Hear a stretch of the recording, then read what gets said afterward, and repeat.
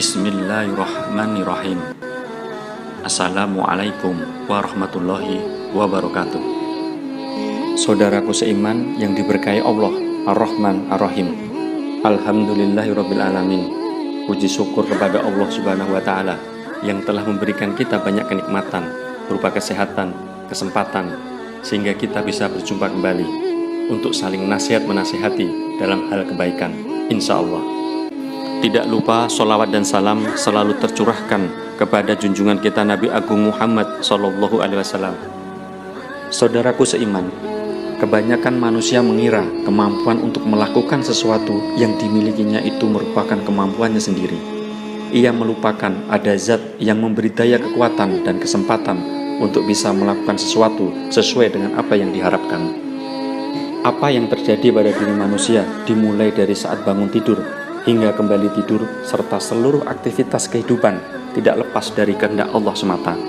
Semua yang terjadi atas izin Allah, karena memang Allah lah yang menghendaki semua itu terjadi.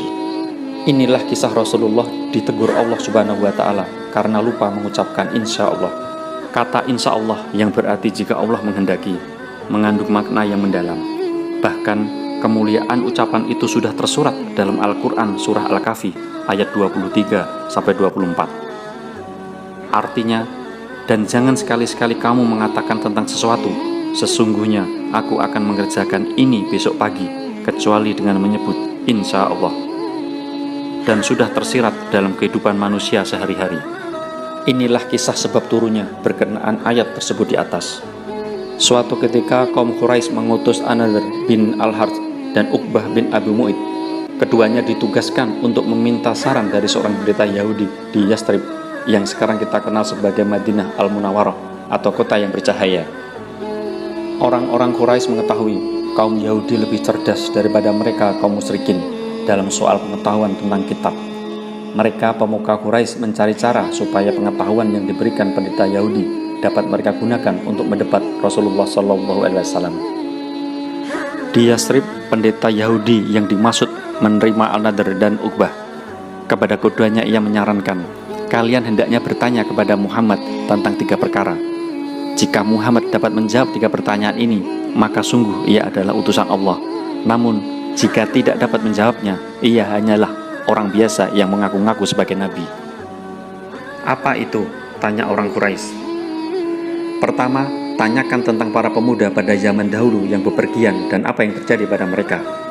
Kedua, tanyakan tentang seorang pengembara yang sampai ke Masyriq dan Maghrib dan apa yang terjadi pada dirinya. Ketiga, tanyakan kepadanya tentang ruh.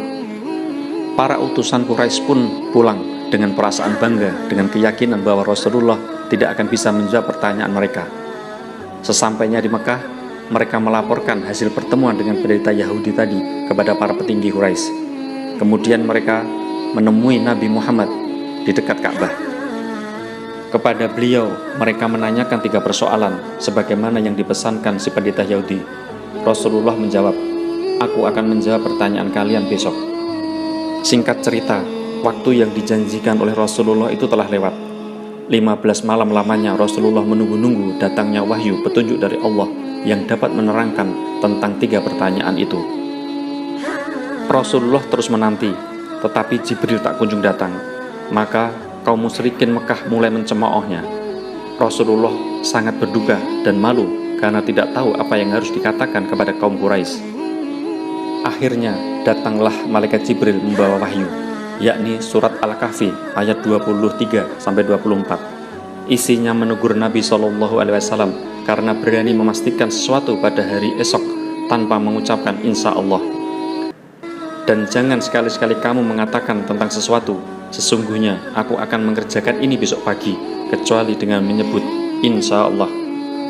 Kemudian malaikat Jibril menyampaikan wahyu yang dapat menjawab pertanyaan tentang pemuda-pemuda yang bepergian, yaitu Ashabul Kahfi, termuat dalam Quran Suci, surat Al-Kahfi ayat 9-26. Tentang seorang pengembara, yaitu Dzulqarnain, termuat dalam Quran Suci, Al-Kahfi ayat 83-101.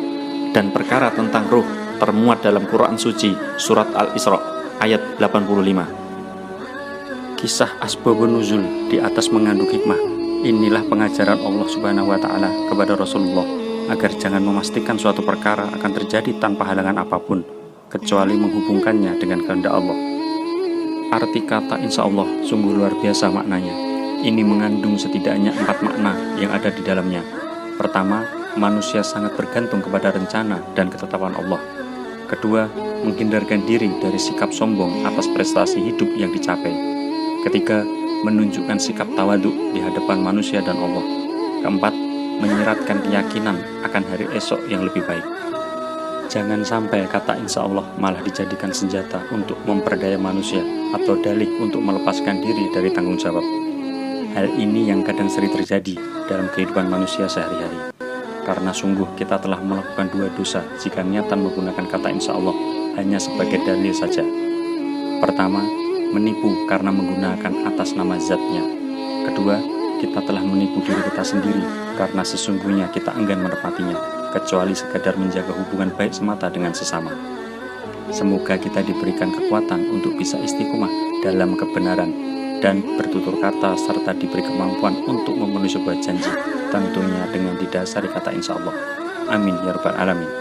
Wallahu alam bisawab.